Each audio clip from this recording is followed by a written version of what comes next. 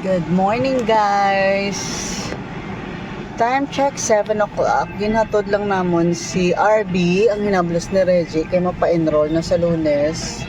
So subong after 7:15, so gindrop lang namon siya to para magbalik sa Tarlac. Tapos kami subong on the way to El Pescador. So isaw-saw lang ning boys.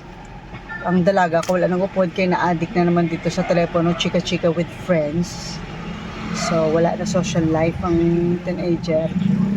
So subong on the way sa Pescador.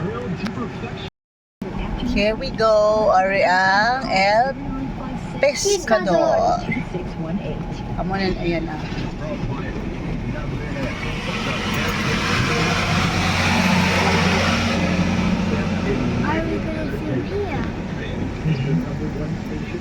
You remember? Look, plenty people. Oh, wow.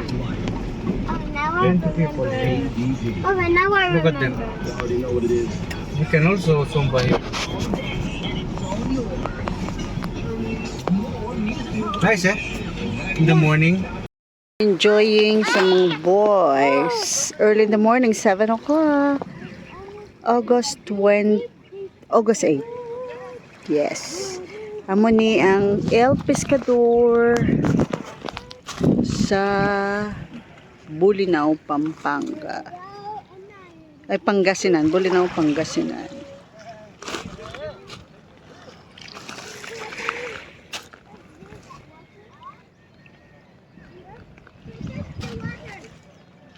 O, diba? Ang Patar Beach, binagkalaguba ang ilang na cottage, pero mas nami ito tani.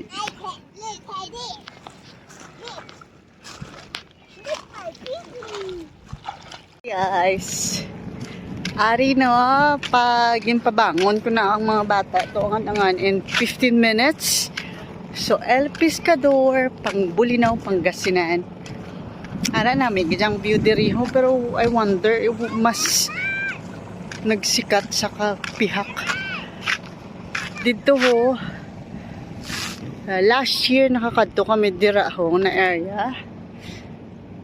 Naglakad kami from sa balay namon kay lapit lang siya. Look is the view. El Pescador.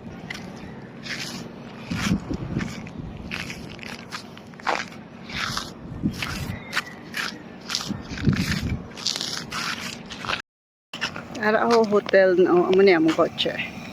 Bana ko. Ara hotel da. So I don't know, ina hotel man. Hotel na dara sa likod sina balay namon. So like 15 minutes. Do balay na to ata namon ha na mo na ay hindi. Nan.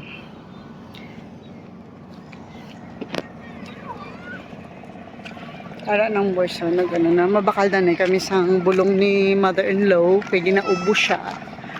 Tapos kay may makadto sa balay para kay uhon ng amon i-finalize na ang kitchen. Kaya nga amon deal sang bana ko every year nga mag-uli kami kay mas tipid kung makauli kami kag construction sa balay kaysa sa wala kami. So yeah, kag ako ang nagbabudget, subong hindi na siya para makontrol namon. Okay, alright, ma-ready lang ang boys na magmalamala, and then we go to buy medicine of Lola.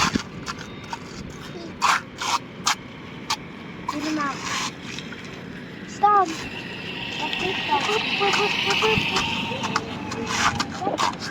Hi guys, look mama. Look mama. Doon. Yeah, 10 minutes walk for our house. And this is our house. Not yet done. I told you sa una kong sink yan, barbecue set, that's our dining there. For now, we're chilling out. Gan saylo ko di ang amo nila ban kay dito sa Dalom Kagina bago kami naglakat pa city. Nag-ulan. So medyo slightly dry na siya. So medyo okay na siya biska hindi mainitan. So carry lang tapos yung pick up na mo ng amon laundry Kagina para biskan 1 year kami hindi makauli. Hindi siya mamaho kay last year ginlabhan ko man namaho siya. So subong naka-plastic siya in laundry tapos ang mga ginalabhan lang diri subong amon niya isuksok pa liwat-liwat. Okay, wala man okasyon tapos by 17 makadto ako ba na sa aring duwa. Tapos sa 17 makadto ako ba na sa Tarlac kay may check up siya para mabasa sang doktor ang ano sa Tarlac ang iyang nga results ang ultrasound and x-ray, and then after that mabalik siya dire kay ibili niya lang kami kay 17 makato siya to 18 niya check up, then mabalik siya dire after check up niya or this Monday August 18, or kung hindi matapos then he can come back on the 19th of August. Tapos ma-stay lang kami dire.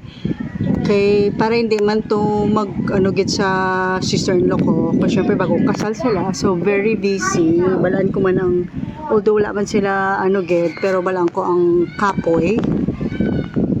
Kay kadamo kami, gutok kami dito. Kay 5 daang kami, 6 plus mother-in-law ko. So plano namon mabalik laban ako diri sa 18 sang after check up niya or 19 in the morning, and then yellow bird, we come back sa Capas, from Bulinaw to Capas sa 21st, kaya ang wedding sa 23. So 21st of August kami mabalik sa Capas, rest for a while, and then 23 is the wedding. 24 makadto or sa 25 makadto kami sa pakaisa ko na long time nga wala ko man nakita.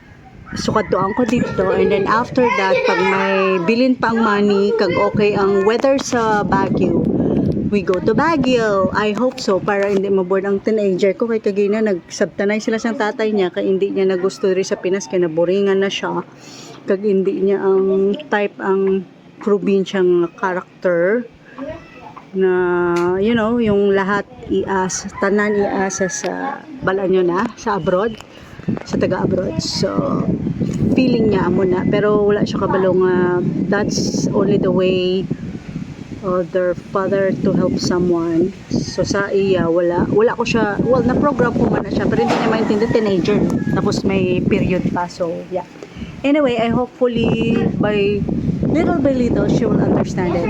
Kay na-hurt man ako ba na kay syempre inawa niya patindog ng balay since 2019. Nagkautang-utang na kami sa Holland, pati diri para lang kahit ako, gamay lang amon balay nga sa Holland para maanong complain sa mga bata nga gamay lang amon balay. So syempre gusto sang bata, sang tatay nga biska sa Pilipinas makapadako kami balay. So anyway, watch up kay nagtulog sila pareho. Kami lang nga tatlo dire. Chill. So hopefully karon maging okay na ang akon nga husband and daughter. Kay wala sila ga istorya, hipos sila pareho. Bye.